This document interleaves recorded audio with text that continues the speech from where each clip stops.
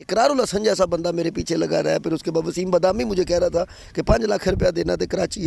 ڈرامے دیکھ کے لوگ رو پڑتے ہیں، لیکن اگر حقیقت میں کوئی رو رہا ہو تو اسے کہتے ہیں کہ ڈرامے بازی کر. میں ایک شہنشاہ رہا ہوں، میرا اپنا گھر، اپنی گاڑی اتنی بڑی، اور میں اے دنیا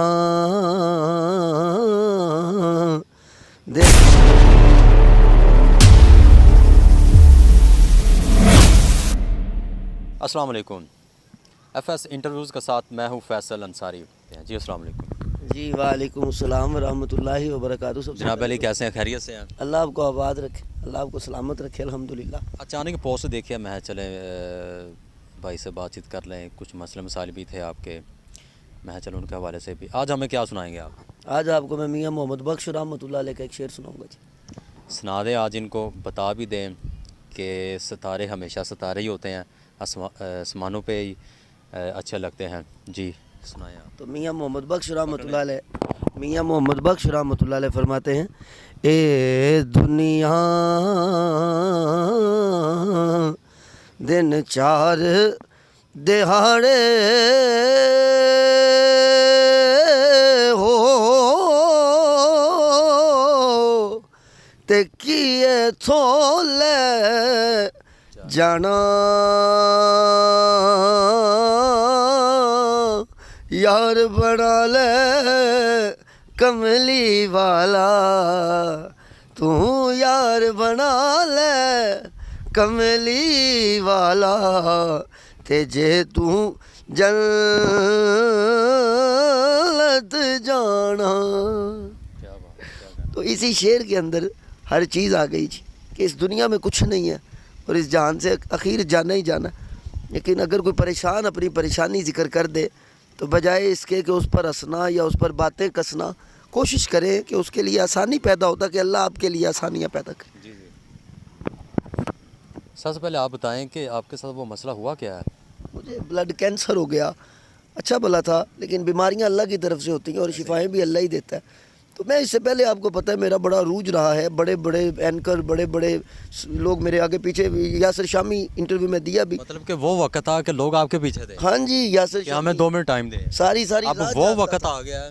ہائے ہائے، اقرار الحسن جیسا بندہ میرے پیچھے لگا رہا ہے. پھر اس کے بعد وسیم بادامی مجھے کہہ رہا تھا کہ 5 لاکھ روپیہ دینا تھے کراچی.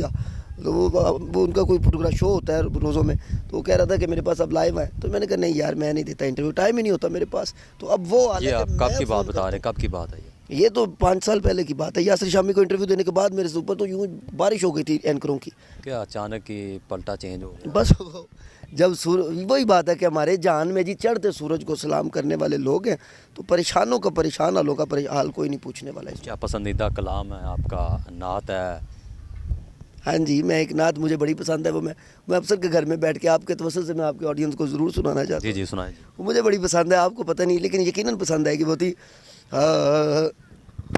بے یار تے بے وس دے مددگار تسی ہو، بے یار تے بے وس دے مددگار تسی ہو، غم کھا دی ہوئی جان دے غم خار تسی ہو، بے یار تے بے وس دے. اور کوڑا نہیں لگے آ کدی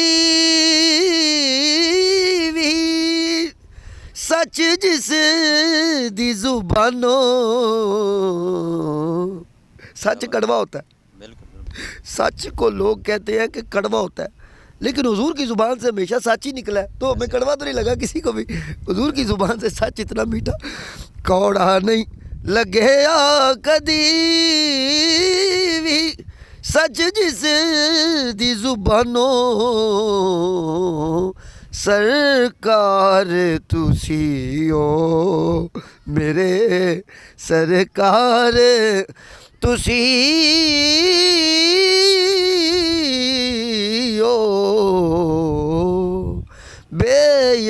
یار تے وے وس دے.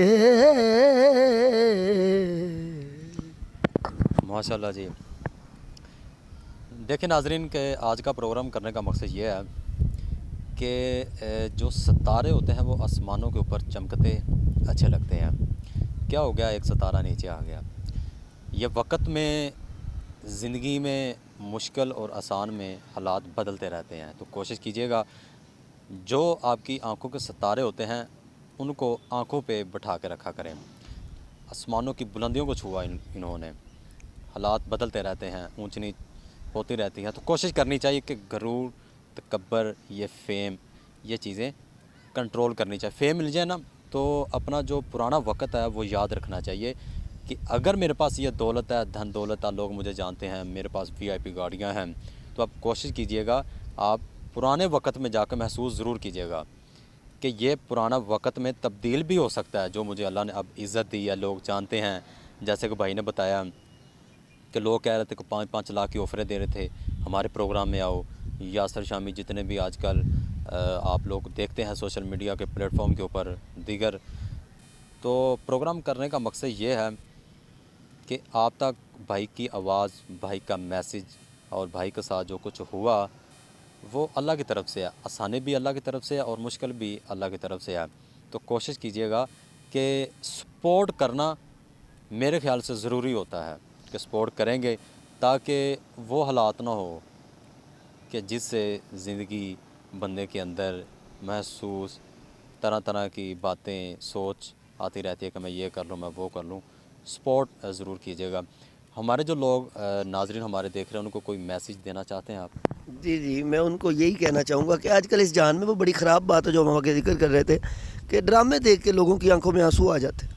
ڈرامے دیکھ کے لوگ رو پڑتے ہیں, لیکن اگر حقیقت میں کوئی رو رہا ہو تو اسے کہتے ہیں کہ ڈرامے بازی کر. نہیں پتہ کسی کو کہ وہ کس حال سے گزر رہا ہے. وہ میاں صاحب نہیں فرماتے دکھیے دی گل دکھیا جانے تے سکھیے نو کی خبراں. میں اس درس سے یہ دینا چاہتا ہوں کہ اللہ کے کاموں کا پتہ کوئی نہیں ہے کہ آج مجھ پہ ہے. میں بھی ایک شہنشاہ رہا ہوں ایک زمانے میں ایک شہنشاہ رہا ہوں. میرا اپنا گھر, اپنی گاڑی اتنی بڑی, اور میں نے تو شہنشاہوں والی زندگی گزاری ہے.